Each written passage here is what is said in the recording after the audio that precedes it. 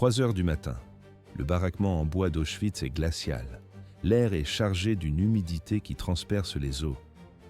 Je me réveille avec une fièvre écrasante. Mes paupières pèsent des tonnes. Mon corps brûle de l'intérieur tandis que mes jambes doublent de volume. Elles sont rouges et dures. À mes côtés, Myriam ne bouge pas. Elle me regarde avec des yeux ronds, pétrifiée par la peur. Pourquoi cet état ? La réponse remonte à 48 heures. C'est le moment précis où le médecin allemand, Joseph Mengele, a planté une seringue dans mon bras droit. Il a injecté un liquide inconnu. Personne ne connaît la composition de ces fioles. Le lendemain matin, le silence de l'infirmerie est brisé. Mengele entre. Il marche d'un pas assuré. Ses bottes claquent sur le sol. Il saisit ma fiche médicale, parcourt les notes et un sourire s'affiche sur son visage. Il lâche une phrase courte. « Quel dommage, elle est si jeune ». Il ajoute un détail chirurgical. Il lui reste seulement 2 semaines à vivre. Je comprends l'allemand. Je saisis chaque syllabe, mais ce n'est pas le pire. Plus tard, je surprends une conversation entre les gardes de la section. Ils parlent de nous comme de simples pièces détachées. Leur protocole est clair. Quand celle-ci mourra, la jumelle suivra immédiatement. Une injection létale au cœur. Mengele a besoin des 2 corps en même temps pour son autopsie comparative. À l'image, 2 petites filles de 10 ans, serrées l'une contre l'autre sur une planche de bois. Une pensée me frappe avec la force d'un coup de poing. Si je ferme les yeux, si je m'abandonne à la fièvre, Myriam est condamnée. Ma mort est son arrêt de mort. Mais je refuse de mourir. Mais 1944. Le combat pour la survie commence maintenant. Ainsi s'est décidé leur destinée. 1944. La famille Moses est arrachée à son village. Les soldats poussent les corps. Les crosses des fusils frappent par les dos. Des Juifs de toute la région sont entassés de force dans des wagons à bestiaux. L'espace est saturé. Les parois en bois grincent sous la pression des prisonniers. Pas d'eau, pas d'air, pas de dignité. Les gens sont debout, comprimés les uns contre les autres. Le train démarre et roule vers l'ouest. Les heures deviennent des jours. À l'intérieur, le temps s'arrête, mais le mouvement continue. Personne ne connaît la destination. On entend le bruit métallique des roues sur les rails et les pleurs étouffés dans l'obscurité. Les portes coulissantes s'ouvrent brutalement. Ce n'est pas une gare. C'est Auschwitz-Birkenau. L'air froid frappe les visages. Une odeur lourde et inconnue sature l'atmosphère. C'est la première chose qu'Eva remarque. Eva a 10 ans. Elle descend du wagon. Le chaos est immédiat. Le bruit est assourdissant. Des centaines de personnes crient pour retrouver un proche. Des chiens aboient. Leurs crocs sont visibles. Les soldats de la SS les tiennent en laisse courte. Leurs uniformes sont impeccables, pas un pli. Les ordres en allemand claquent comme des coups de feu. Chaque commande est une sentence définitive. À l'image, des familles sont brisées en quelques secondes. Un officier pointe son doigt. À droite, à gauche, la vie ou la mort. Tout se décide en une fraction de seconde par un simple regard. Eva se retourne. Elle cherche un visage connu dans cette marée humaine. La panique monte. Elle regarde à nouveau. Son père et ses 2 sœurs aînées ont disparu. La foule les a avalés. En un battement de cils, ils ne sont plus là. Elle ne les reverra jamais. Pourquoi sont-elles restées là? La chance ou le hasard? Eva et Myriam s'agrippent aux vêtements de leur mère. Les mains sont crispées sur le tissu. Les 3 femmes pleurent. Mais il n'y a pas de temps pour la douleur. À première vue, un simple contrôle. Mais en réalité, le début de l'extermination. Les gardes s'approchent. Le destin des 2 jumelles va basculer. Les événements s'accélèrent. L'histoire s'est arrêtée là pour une partie de la famille. 1944. Les portes du wagon s'ouvrent sur l'enfer d'Auschwitz-Birkenau. Eva et Myriam sont perdues au milieu d'une foule qui ondule comme un fleuve en furie. Les cris des gardes couvrent le bruit des bottes sur le gravier. La poussière s'élève. L'air est saturé de peur. Soudain, un homme fend la masse humaine. Il court sur la rampe de sélection. Il ne regarde pas les visages, il cherche une proie spécifique. Sa voix déchire le chaos. Un seul mot, répété comme une obsession. Zwillinge, Zwillinge, jumeaux, jumeaux. Pourquoi cet homme cherche-t-il des enfants? Personne ne répond. Le silence est impossible ici. L'homme s'arrête net devant les 2 fillettes. Ses yeux se fixent sur Eva et Myriam. Son regard est froid, précis, chirurgical. À l'image, un homme en uniforme qui examine une marchandise. Il a trouvé ce qu'il voulait. Sa question tombe comme une sentence. Vous êtes jumelles? La mère hésite. Ses mains serrent le tissu des robes de ses filles. Elle sent le danger physique, une menace invisible mais totale. Elle ne comprend pas la nature du piège, mais elle sait que chaque mot peut être fatal. Elle murmure une question pour gagner du temps. Est-ce que c'est une bonne chose? Le garde ne sourit pas. Il répond d'un ton sec. Oui. La mère lâche un mot. Elle dit oui. À cet instant précis, un mécanisme se déclenche. Un engrenage invisible broie la famille. Un autre soldat surgit de nulle part. Ses gestes sont mécaniques, dénués de toute émotion humaine. Sans un mot, sans un regard en arrière, il saisit la mère par l'épaule. Il la tire violemment vers la droite. Les filles sont arrachées dans la direction opposée. Vers la gauche, elles sont projetées dans une file différente. Les cris s'élèvent. Eva voit les bras de sa mère s'étendre dans le vide, un geste de pur désespoir. Les doigts se frôlent mais ne se touchent plus. La mère disparaît dans la masse grise des déportés. L'image se fige dans la mémoire d'Eva. Elle ne peut pas dire adieu. Elle ne peut pas crier une dernière fois. 30 minutes. C'est le temps exact qu'il a fallu pour tout détruire. En une demi-heure, Eva a perdu son père, sa mère, ses sœurs aînées. Toute la structure de sa vie s'est évaporée dans la fumée des crématoriums. Il ne reste que 2 fillettes de 10 ans, Eva et Myriam. Elles se tiennent par la main. Elles pleurent au milieu d'un complexe industriel conçu pour le meurtre de masse. Elles ne comprennent pas encore la réalité de ce lieu. Elles ont été sélectionnées. Mais ce n'est pas une chance, ce n'est pas pour survivre. Elles sont désormais des cobayes, des objets d'étude, à l'image, les barbelés électrifiés et le panneau du laboratoire. L'homme qui criait sur la rampe travaillait pour un maître, un homme que l'histoire retiendra sous un nom sinistre, Joseph Mengele. Le laboratoire de la mort venait d'ouvrir ses portes. Joseph Mengele. Ce nom est lié à une seule obsession, les jumeaux. Médecin, officier SS, criminel de guerre. À Auschwitz, cet homme ne soigne pas. Il sélectionne. Il transforme le camp en un laboratoire à ciel ouvert. Son but est clair. Il veut percer les secrets de la génétique pour multiplier la race aryenne. Pour lui, les êtres humains ne sont que du matériel biologique, de la matière vive qu'il peut manipuler, comparer et détruire sans aucune hésitation. Pourquoi cette fixation sur les jumeaux? Mengele pense qu'ils détiennent la clé de la reproduction de masse. Mais en réalité, il n'est qu'un bourreau avec un scalpel. Les archives du musée d'Auschwitz sont précises. On y lit des chiffres qui glacent le sang. En l'espace de 2 ans, Mengele a utilisé environ 1500 paires de jumeaux pour ses tests. Sur l'ensemble de ses enfants, moins de 200 ont survécu. Les autres ont été éliminés, parfois par une injection de phénol directement dans le cœur, parfois sous le bistouri lors de dissections pratiquées sans anesthésie. À l'image, des dossiers médicaux empilés et des croquis anatomiques. Eva et Myriam Moses font partie du lot. Elles deviennent des jumeaux de Mengele. C'est une étiquette de mort.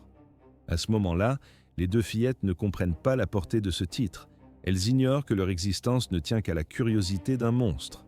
Le poids de ces mots marquera leur peau et leur esprit pour le reste de leur vie. Chaque matin, le rituel commence à l'aube. 0 exception. Mengele arrive pour la révision des effectifs. Il compte ses cobayes. Il vérifie combien sont encore debout. Il veut savoir combien de sujets sont prêts à être mesurés, piqués ou mutilés une nouvelle fois.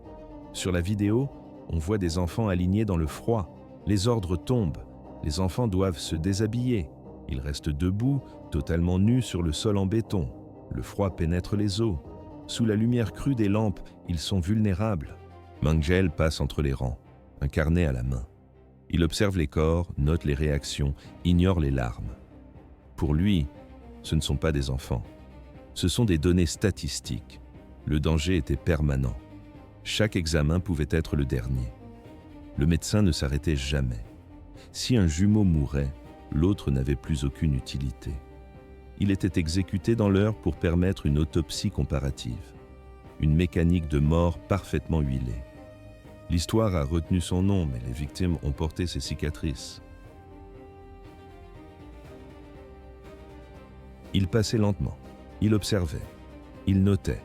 Ses yeux évaluaient les corps comme de simples objets industriels, pas comme des êtres humains. Eva a subi 2 types d'expérimentation systématiques. Le rythme était réglé comme une horloge. Les lundis, mercredis et vendredis, la procédure commençait. Eva et Myriam étaient reconduites avec d'autres jumeaux dans une salle froide. Elles devaient rester nues pendant des heures, parfois 8 heures consécutives. Les médecins mesuraient chaque partie de leur corps. La taille, le crâne, la circonférence des membres, les angles du visage. Il comparait une sœur à l'autre. Il cherchait des symétries ou des différences minimes, à l'image. Des rangées de tableaux remplis de chiffres noirs. Des colonnes de données qui ignoraient de la douleur. Tout était consigné avec une précision chirurgicale. Pourquoi ce besoin de mesures permanentes? Les médecins voulaient prouver des théories raciales par les chiffres. Mais la réalité était bien plus brutale. Le mardi, le jeudi et le samedi, la routine changeait. C'était le tour du laboratoire de sang. Les gardes attachaient fermement les deux bras d'Eva. Les sangles serraient trop la peau jusqu'à stopper la circulation. Le protocole était fixe. Il prélevait d'abord de grandes quantités de sang dans le bras gauche. Eva sentait ses forces l'abandonner. Sa tête tournait. Elle frôlait l'évanouissement. Puis venait la seconde phase. Ils injectaient des substances inconnues dans le bras droit. Au moins 5 injections par séance. Le cycle se répétait sans fin. C'était devenu une terreur prévisible, à l'image. Des seringues en verre posées sur un plateau métallique. Le bruit du métal sur le métal. Eva ignorait le contenu de ces produits. Elle ne le saurait jamais. Mais ce n'était que le début de l'horreur. Après une séance d'injection, le corps d'Eva a lâché. Une fièvre brutale a frappé. Ses bras et ses jambes ont commencé à gonfler. La douleur était devenue insupportable à chaque mouvement. Sur le papier, elle n'était plus une enfant. Elle était un échantillon qui réagissait mal aux produits. À première vue, un examen médical. Mais en réalité, une condamnation à mort programmée. Elle ne pouvait plus rester debout. Son état empirait d'heure en heure. Le personnel notait les symptômes sans intervenir. Le protocole de mort était enclenché. L'histoire s'est figée dans ce laboratoire. 10 ans. C'est l'âge d'Eva quand elle reçoit sa sentence de mort. Le médecin ne l'examine même pas. Il se contente de fixer la courbe de température sur le graphique. Il lâche une phrase froide, sans émotion. Quel dommage, elle est si jeune. Elle va mourir dans 2 semaines. 2 semaines. Le compte à rebours est lancé. Il est impossible de décrire ce qui se passe durant cette période. Le temps se fige dans la douleur. Eva n'a qu'un seul souvenir précis, le sol du baraquement. Elle rampe, ses jambes ne la portent plus. Elle glisse sur le béton sale pour atteindre un robinet d'eau à l'autre bout de la pièce. À l'image, une silhouette minuscule qui se traîne dans la poussière. Elle perd connaissance, elle se réveille, elle s'évanouit encore. À chaque fois qu'elle reprend ses esprits, elle récite un mantra. Elle le murmure entre ses dents. Je dois survivre, je dois survivre. C'est une obsession. C'est sa seule arme contre le diagnostic du médecin nazi. Mais la volonté ne suffit pas toujours. Pourtant, 14 jours plus tard, la fièvre tombe brusquement. Eva sent la force revenir dans ses membres. Le processus est lent. Il faut encore 3 semaines pour que sa température redevienne normale. Le médecin s'est trompé. Elle est toujours vivante. Elle retourne enfin au baraquement des jumelles. Elle cherche sa sœur. Myriam était là, assise sur son lit. Son regard est vide. Elle fixe le mur, immobile. Eva s'approche et pose la question. Qu'est-ce qui t'est arrivé? La réponse est brève. Je ne peux pas en parler. Je ne veux pas en parler. Le silence s'installe. Il va durer 40 ans. Pendant 4 décennies, Eva et Myriam ne prononcent jamais le nom d'Auschwitz. Elles vivent avec les images, mais sans les mots. Les blessures restent invisibles, cachées sous la peau. 40 ans après la libération, Eva décide de briser le verrou. Elle rassemble son courage. Elle pose la question qu'elle porte en elle depuis l'enfance. « Myriam, tu te souviens quand ils m'ont emmenée à l'hôpital ?» La réponse arrive dans un souffle, presque un murmure. Oui, elle se souvient. Eva insiste. Elle avance prudemment, comme on touche une cicatrice ancienne. « Qu'est-ce qui t'est arrivé pendant que j'étais là-bas ?» On entend le bruit d'une respiration lourde. Myriam prend une inspiration profonde. Sa voix tremble. Elle explique qu'elle est restée sous surveillance médicale nazie 24 heures sur 24. C'était exactement cette période. Ces 2 semaines entières où Eva luttait contre la mort. À première vue, un examen médical. Mais en réalité, un enfer programmé. La vérité commence enfin à sortir de l'ombre. 14 jours. C'était le délai fixé par Joseph Mengele pour la mort d'Eva. Chaque heure qui passait devenait un test de survie. Myriam était surveillée en permanence. Les médecins prenaient des mesures, notèrent des chiffres, observaient ses réactions. Tout le protocole expérimental reposait sur un seul facteur, la survie de sa sœur. Que s'est-il passé après ces 2 semaines? Eva a posé la question. La réponse de Myriam a glacé le sang. Le délai était expiré, mais le calvaire recommençait. On l'a traînée à nouveau vers les tables d'examen. Les aiguilles ont percé sa peau une fois de plus. Ils ont injecté des mélanges inconnus. Le résultat a été immédiat. de la fièvre, une faiblesse extrême et une maladie qui s'est installée profondément dans ses tissus. Des années plus tard, la scène change. Nous sommes en Israël. Myriam est une femme adulte, mariée, elle tente d'oublier l'enfer pour construire une vie normale. Mais le passé ne disparaît pas. Il attend. Hillary, lors de sa première grossesse, son corps lâche. Des infections rénales sévères apparaissent. Les antibiotiques ne fonctionnent pas. Le système immunitaire est inerte. En l'an 1963, la situation devient critique. Myriam est enceinte pour la deuxième fois. Les médecins israéliens lancent des examens complets. Ils cherchent une explication logique à cet effondrement physique. À l'image, les clichés de radiographie révèlent l'horreur. Le verdict tombe. Les reins de Myriam ont la taille de ceux d'un enfant de 10 ans. Le reste de son corps a grandi, mais ses organes sont restés figés dans le temps. C'était un corps d'adulte maintenu en vie par des reins de petite fille. Pourquoi ces organes n'ont-ils pas grandi? La science n'avait pas de réponse simple, mais la vérité était là. Mengele avait stoppé la croissance de ses organes internes dans les laboratoires d'Auschwitz. Eva panique. Elle supplie sa sœur de ne plus jamais tomber enceinte. Chaque accouchement est une roulette russe. Mais Myriam refuse de céder à la peur. Elle veut une famille complète. Elle met au monde un troisième enfant. Le prix à payer est immédiat. Après l'accouchement, ses reins s'arrêtent. En 1987, la défaillance est totale. Le diagnostic est définitif. Insuffisance rénale irréversible. Eva regarde sa sœur. Elle a 2 reins sains. Elle n'a qu'une seule sœur. Le calcul est rapide, aucune hésitation. Les chirurgiens retirent le rein gauche d'Eva pour l'implanter dans le corps de Myriam. C'est une seconde chance, mais le répit est de courte durée. 1 an après la greffe, une nouvelle menace apparaît. Les médecins découvrent des polypes cancéreux dans la vessie de Myriam. La situation est urgente. On entend le bruit des dossiers que l'on feuillette. Les spécialistes sont formels. Il faut savoir ce qu'on leur a injecté dans le camp. Ils ont besoin des archives médicales d'Auschwitz, les noms des substances, les dosages, les dates. C'est la seule clé pour comprendre la pathologie. À première vue, une recherche administrative, mais en réalité, une course contre la montre. Ils fouillent les archives nationales de plusieurs pays, ils interrogent des historiens, ils contactent des experts internationaux. Chaque dossier ouvert est une impasse. Les secrets de Mengele restent verrouillés. La situation s'est aggravée, les archives étaient introuvables, le temps manquait. Les historiens et les institutions ont fouillé chaque dossier. Ils ont interrogé chaque témoin. Ils n'ont jamais rien trouvé. Les archives sont restées muettes. Le 6 juin 1993, Myriam est morte sans avoir obtenu la moindre réponse. Le silence s'est installé pendant des mois. L'enquête semblait enterrée avec elle. Mais l'histoire a repris brutalement. En 1994, Eva reçoit un appel téléphonique, un appel étrange. Un professeur de Boston est au bout du fil. Il propose une conférence. Pour Eva, c'est une routine habituelle. Mais à la fin de l'échange, une phrase fait tout basculer. Le professeur pose une condition précise. Il demande à Eva d'inviter un médecin nazi pour l'événement. Eva ne répond pas. Elle reste figée, le combiné à la main. La demande est absurde. Pourquoi penser qu'elle possède les contacts d'un ancien officier de santé d'Auschwitz? La situation est irréelle. À l'image, on imagine le visage d'Eva se décomposer. Pourtant, un souvenir refait surface. Une image nette. En 1992, Myriam et elle avaient participé à un tournage. C'était un documentaire produit par une équipe de production indépendante.